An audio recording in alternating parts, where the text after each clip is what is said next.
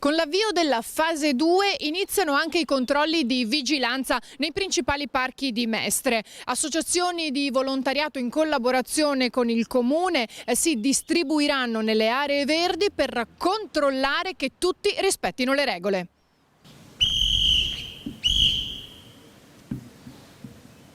La mascherina, grazie.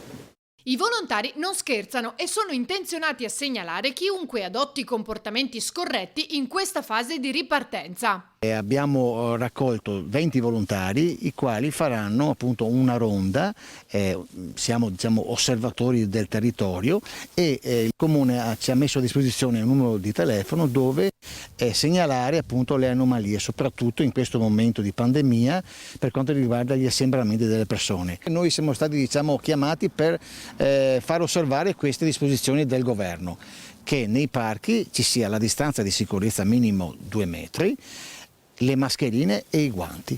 Se così non fosse, noi siamo costretti a chiamare la sala operativa che interverrà con una pattuglia e vedrà di risolvere il problema del caso. Il lavoro dei volontari è già iniziato con numerose segnalazioni. In questo periodo abbiamo segnalato veramente molte anomalie perché veramente nei parchi che noi abbiamo come giurisdizione, perciò via Manin, via Antonio da Mestre, la grande Villa Querini, via Einaudi e via Torre Belfredo sono veramente un ricettacolo di persone veramente sbandate. Ma non sono le uniche a impegnare i volontari, spesso bersaglio di offese. Con gran stupore noi abbiamo avuto una disavventura, fra virgolette, nel parco di Villa Querini, dove io personalmente ho educatamente richiamato una mamma dove faceva giocare il bimbo dentro i giochi del parco, nonostante fosse transennato.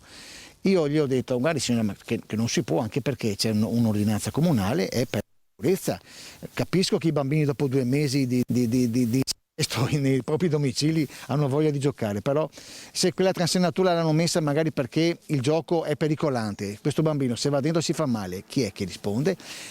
Non l'avessi mai detto, questa signora ci ha inveito dietro con parolacce, con bestemmie e con quant'altro, ci ha detto di controllare i tossici e di non controllare i bambini e comunque ci ha fotografato e ci voleva anche denunciare perché non abbiamo nulla da fare, siamo fannulloni, andiamo a rompere le scatole in giro. Ecco, questo qua è stato il primo impatto che abbiamo avuto con i cittadini.